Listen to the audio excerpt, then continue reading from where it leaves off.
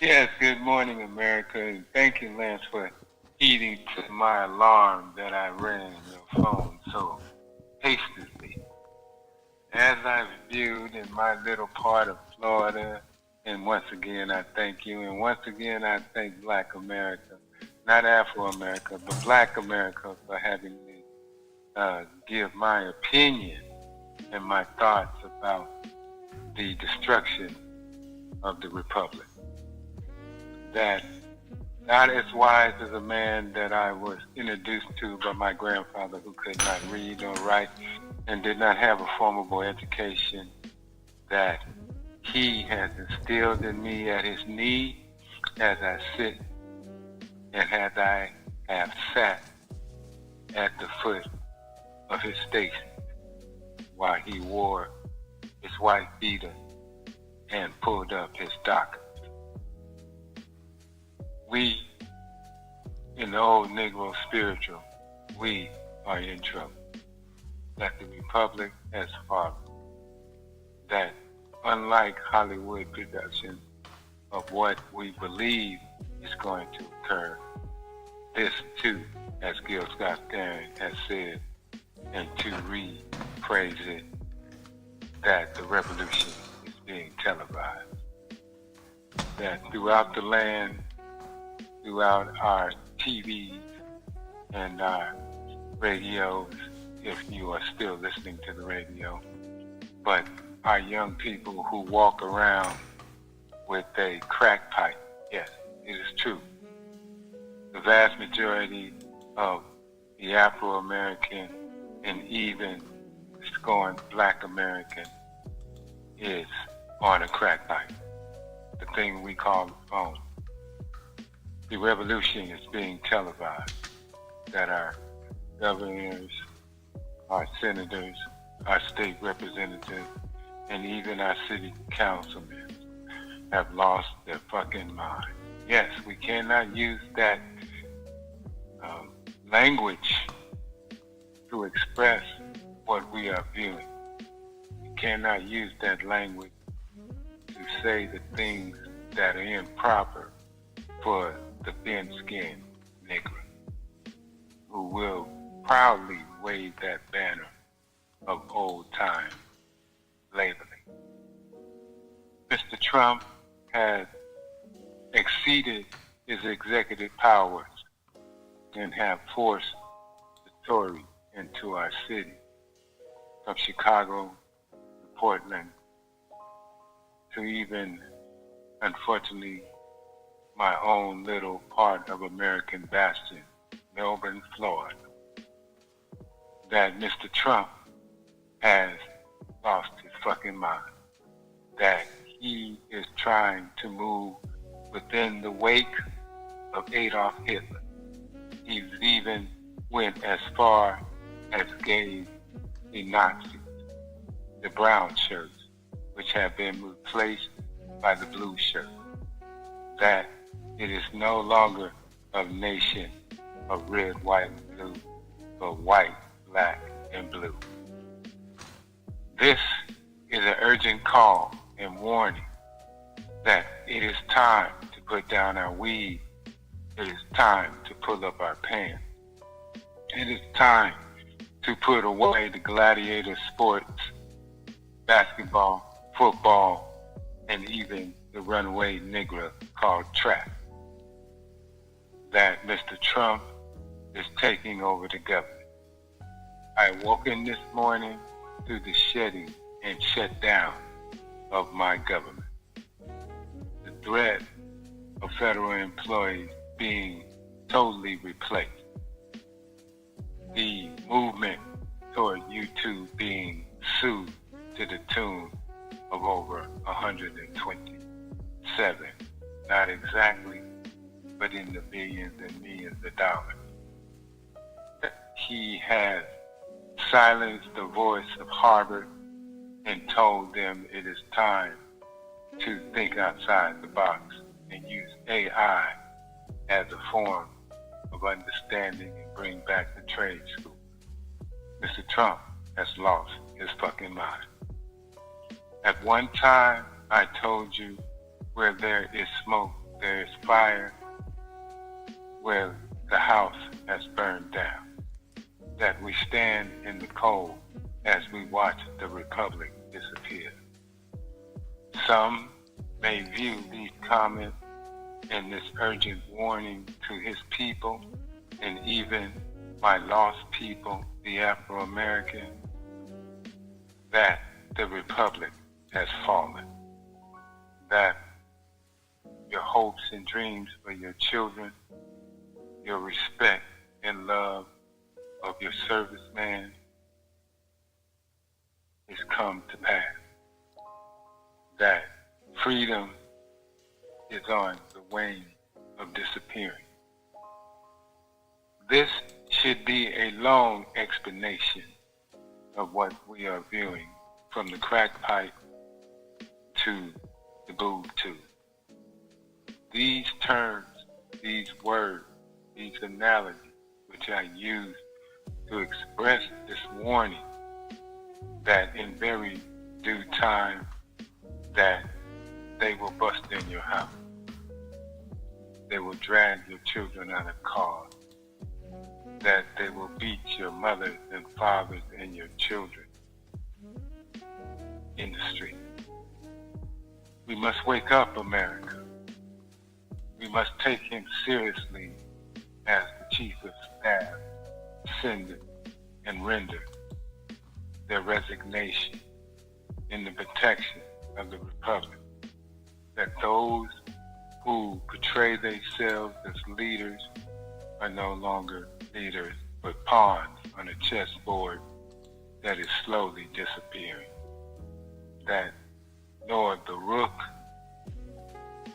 or the knight, but the knight will come.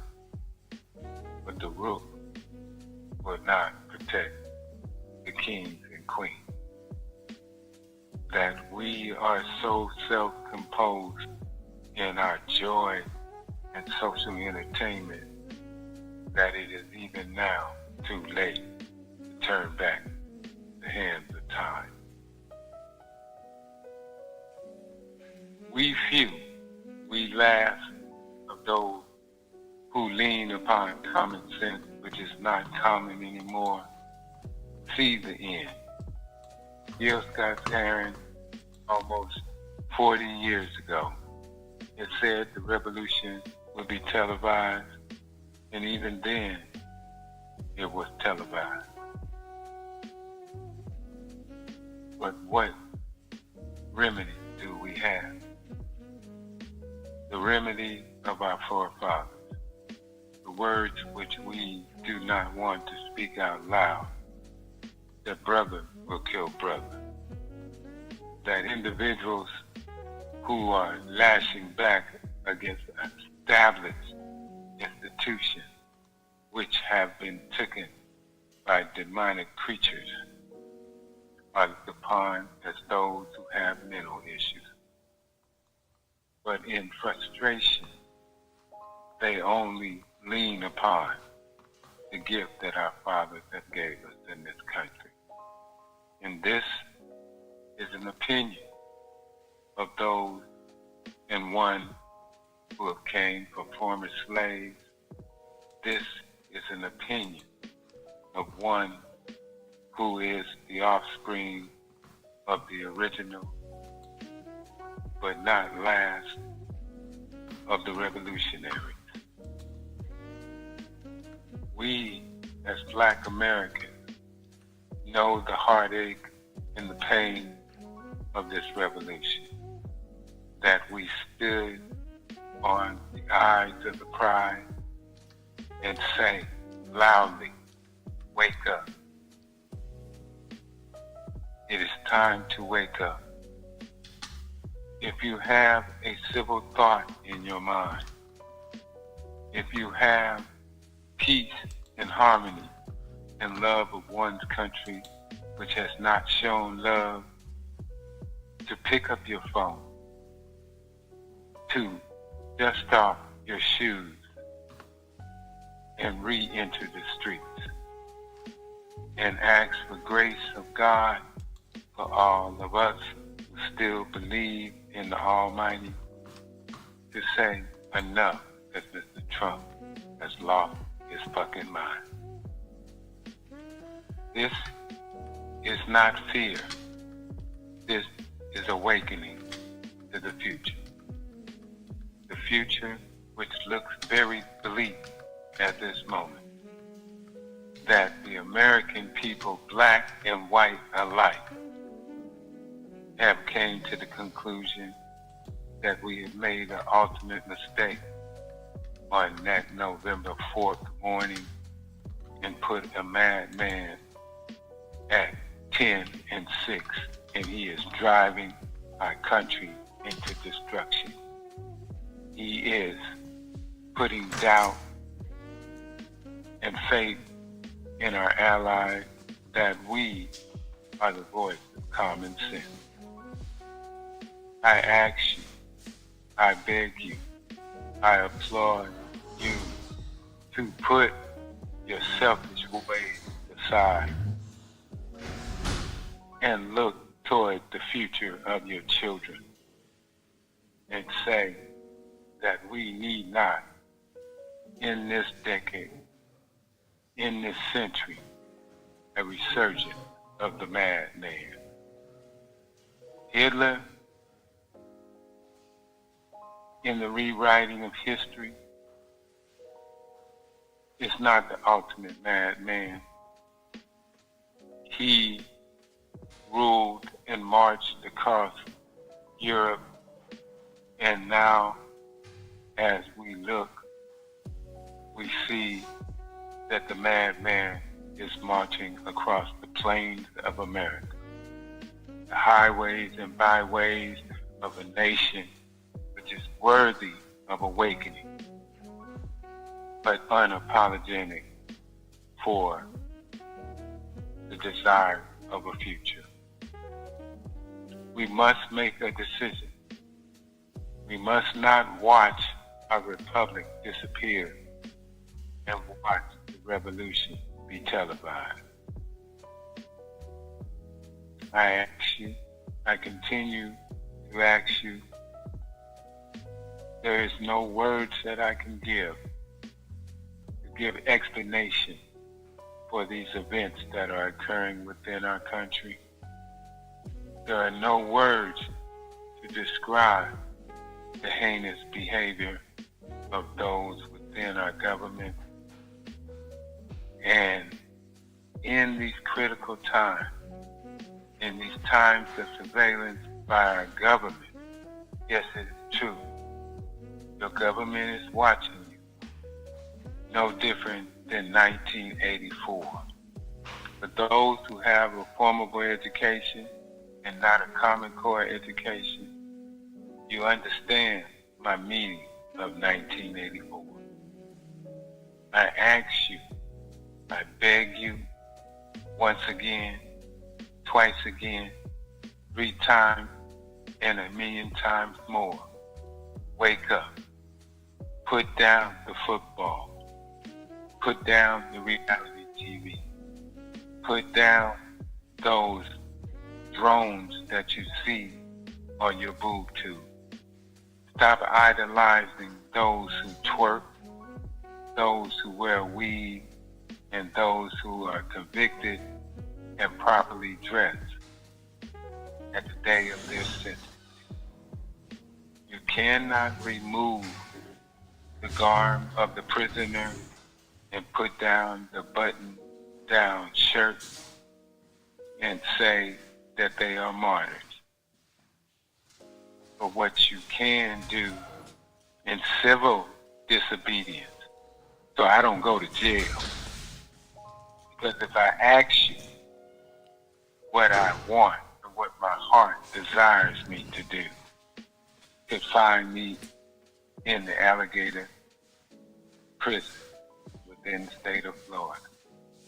Because of the rules that have been redefined of the First Amendment right, we all must be careful on how we verbalize our displeasure.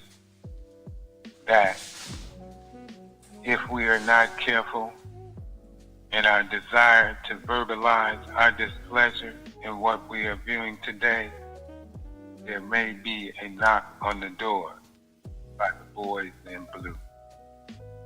They are nothing but pawns of their union who have gave lobbying money to the foot soldiers of the new Hitler, the new supremacist who masked himself in the red, white, and blue, who turned brother against brother. May he be from another mother. I ask you once again, wake up. Put away your toys. Put away your fantasy. Put away your aspirations for greatness, for no work done.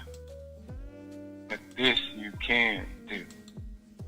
This you can put within your reach. The freedom of America, which is in its last days. The President has ordered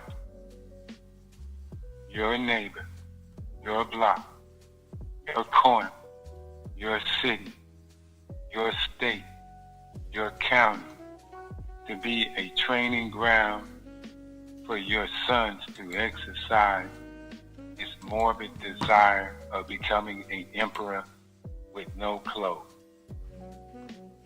He is not an invisible demon. He stands within your eye shot. He is not playing. This too shall not pass. This is not political rhetoric. This is real. And the revolution will and is being televised. It was never meant by a racially unconscious constitution that their sons and daughters would turn guns on their mothers and fathers. It is concerning. It is disheartening. It brings fear to everyone who has seen the course of time in this country. That as the sun rises on my part of America, and as the day begins in Lance's part of the continent in which he is sitting upon, that the fear is real, that you can no longer stand silent and then give opinion afterward in denial that you did not see, did not know, and did not participate in the destruction of the Republic. I have been advised as a young man to withhold my apology for ignorant position. I was told as a young man that it is a sign of weakness to admit that you were wrong. It was wrong to not see but give opinion. That I do apologize. This I will carry to my grave. An apology for swaying, convincing, or even planting a Hansel and Gretel breadcrumb in an ignorant individual's mind who was looking for hope. I must apologize. That is the sign of all those who strive to be great men and better men, to acknowledge their missteps. I was wrong. Mr. Trump is the devil, and he is trying, and he is seizing, and he is destroying, and he is turning brother against brother. And even though those of my kin, those of my skin would say that I am an ignorant man for believing that one individual is not the making of a race, I was wrong. This individual, Mr. Trump, is white, his child from a tube and not from his loin, are the coming and the dripping of the Antichrist. I was wrong in saying that he brought hope and change, but these were words that were planted in me and programmed into me in the belief that we as Americans could always solve our differences. But it is clear with the shedding of the government, with individuals being arrested and put in internment camps, that this heinous future is here today. That is apparent today. I don't have the answer. Like many Americans, I am drawing opinion day by day on what course, what action, and what level of tolerance that I may continue to take in the destruction of the Republic. I am speechless. In closing, I am unsure on the day of destruction, but this I am clear in my mind that destruction is at our fingertips. This is your boy, Mr. Political, breaking his silence once again, looking for a solution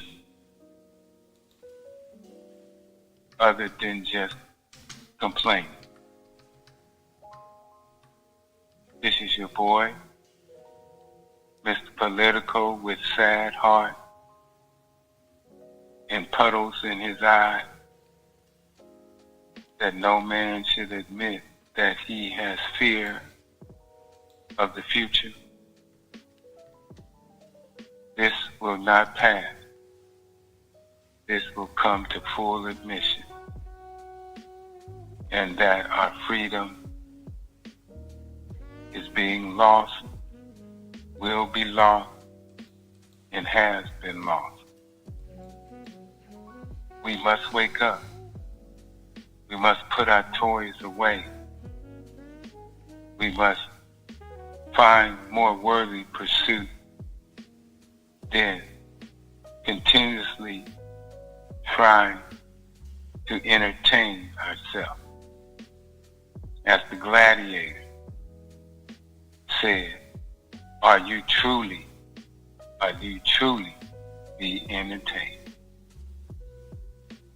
This is your boy, Mr. Political, and I ask you, keep your head on a swivel, stockpile your right to the Second Amendment,